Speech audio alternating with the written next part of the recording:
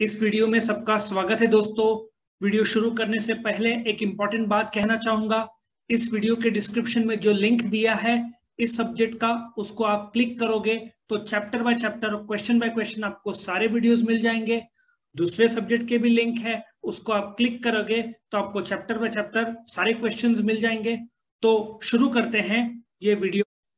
Meaning and definition of principles of management.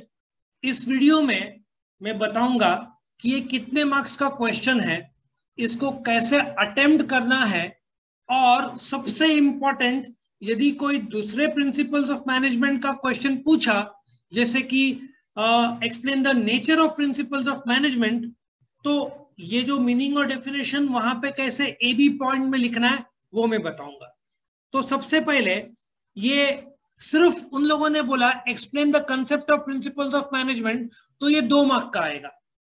तो 2 mark का आएगा तो तुम A B C D point में लिखोगे तो तुमको बहुत अच्छा समझ में आएगा, ठीक है। और एक और चीज में एक्सप्लेन करने से पहले बताओ, एक्सप्लेन या write short notes on nature of principles of management में तुम ए और B, meaning of principle, management principle या मीनिंग ऑफ मैनेजमेंट प्रिंसिपल बोल सकते हो, और सी मतलब ये जो है तुम्हारे कोई भी प्रिंसिपल्स ऑफ मैनेजमेंट के आंसर से पहले A B C D point तुम लिख सकते हो। आया समझ में?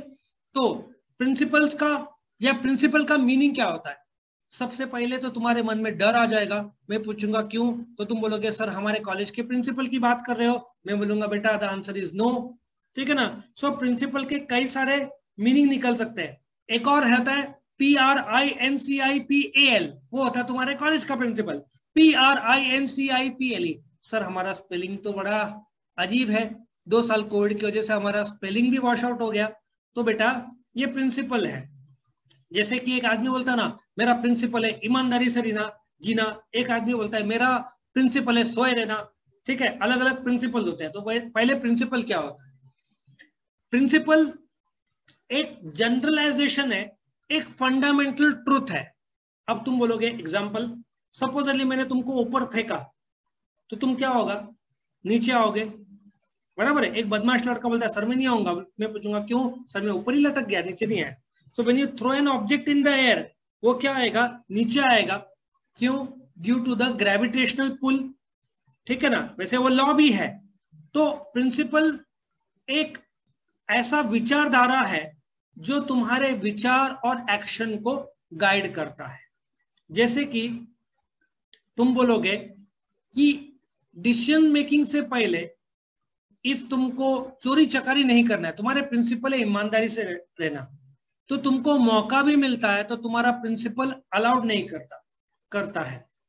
अब लाल वहां पे सिग्नल में तुम खड़े हो, ऊपर लाल लाइट है और बहुत सारे यंगस्टर लाल लाइट तोड़ते हैं। कैमरास अभी तक आए नहीं है, लेकिन तुम्हारा प्रिंसिपल है नहीं, हम लाल लाइट तोड़ेंगे नहीं। सवेरे 7 बजे या 8 बजे लाल लाइट है, कोई नहीं है, चारों दिशा में कोई नहीं है, फिर भी तुम खड़े हो वहां पे गाड़ी में, प्रिंसिपल इंसान, ठीक है। बाकी लोग भाड़ में जाए, मैं तो जा रहा हूं, सिग्नल तोड़ देते हैं। सो प्रिंसिपल एक प्रकार का फंडामेंटल ट्रूथ है जिसको तुम सही मानते हो, वो दूसरों के लिए सही नहीं भी हो सकता है। तो ये फ्लेक्सिबल इन नेचर है, बिकॉज माय वे और द हाईवे नहीं होता है।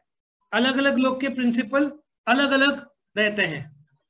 जैसे एक आदमी दूध देता है, वो उसका प्रिंसिपल एकदम ओरिजिनल दूध देना, दूसरा बोलता है थोड़ा पानी डाल दिया तो क्या, बराबर है। सो मैनेजमेंट प्रिंसिपल क्या है? ये भी एक फंडामेंटल ट्रूथ है। फंडामेंटल ट्रूथ जो मैनेजमेंट में लागू होता है। मैनेजमेंट क्या है? एक कला लोगों से काम करवा के लेने की।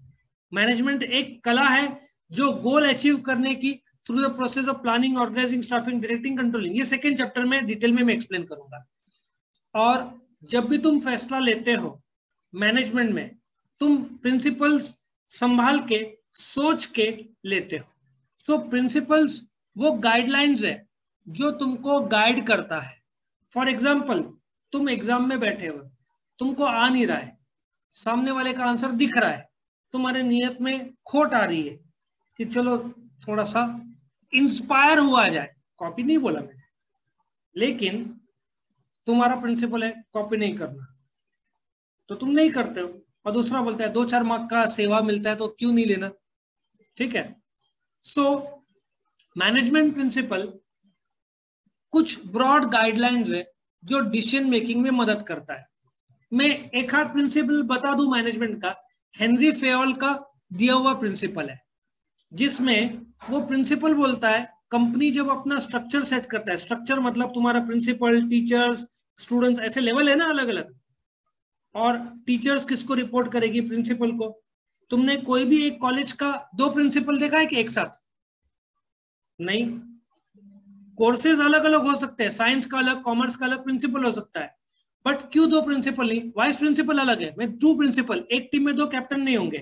तो एक प्रिंसिपल है मैनेजमेंट का जिसको यूनिटी ऑफ कमांड बोलते हैं, कि एक आदमी should report to only 1 boss.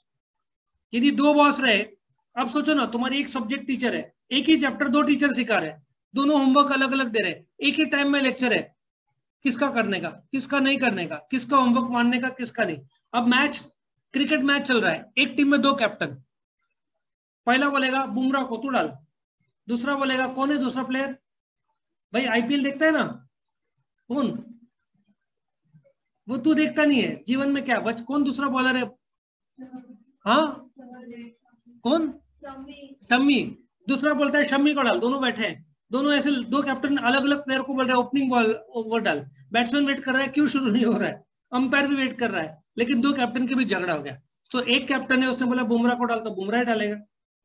तो मैनेजमेंट प्रिंसिपल है कि a team should report to only 1 boss. If there are 2 bosses confusion होगा, उसको principle of unity of command बोलते हैं।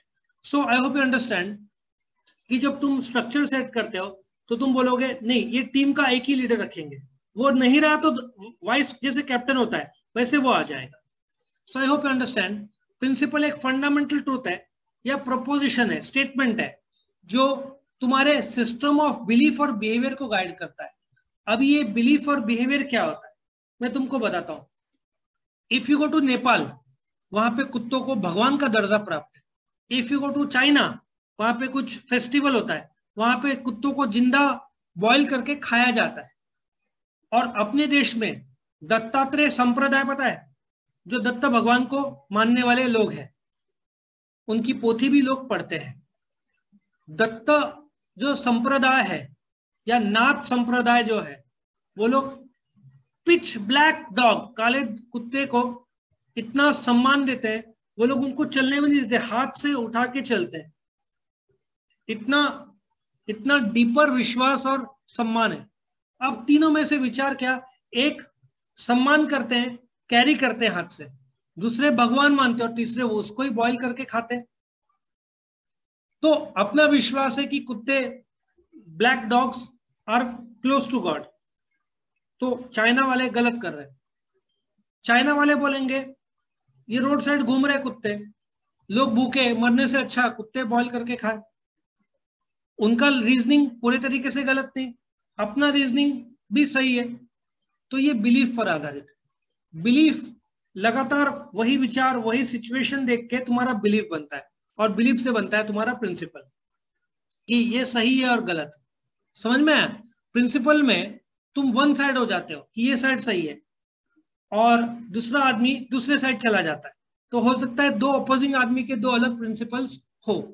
कोई भी चोरी चकारी करता है, उसका प्रिंसिपल है मुझे नौकरी नहीं मिल रही, तुम्हें चोरी करने का हक है, तो वो अपना प्रिंसिपल मानता है कि सही है। ईमानदार आदमी बोलेगा चोरी गलत है, वो भूखा रहेगा बट चोरी नहीं करेगा। दोनों के प्रिंसिपल अलग है, बट एक जेल में पहुंच जाएगा और एक नॉर्मल अच्छा लाइफ जिएगा।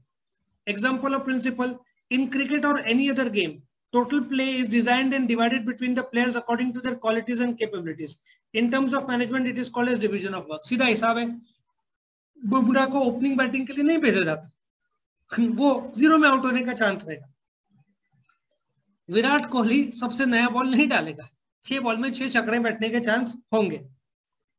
कौन किसका स्ट्रेंथ है? कंपनी में एक प्रिंसिपल है जिसको डिवीजन ऑफ वर्क बोलते हैं, उसमें जो लोग जिस काम के लिए काबिल है उस काम के लिए उसको डाला जाए। ठीक है? सडनली मैं चला गया 10th के क्लासरूम में और मुझे बोला साइंस सिखाओ, मैं बोलूंगा भाई मैं तो कॉमर्स का आदमी हूँ, फिर भी थोड़ा बहुत मुझे जो लिमिटेड नॉलेज है उस पर थोड़ा बहुत बोल पाऊंगा, लेकिन 10 मिनट बाद मैं भी इधर उधर देखूंगा। लॉजिक समझ में आ रहा है? जो जिसका स्किल वो उसका काम करेगा। सो कंपनी में प्रोडक्शन डिपार्टमेंट रहेगा तो इंजीनियर को हायर करेंगे, अकाउंट्स रहा तो चार्टर्ड अकाउंटेंट रहेगा, मार्केटिंग रहा तो एमबीए रहेगा, एमबीए मार्केटिंग। समझ में आ रहा है?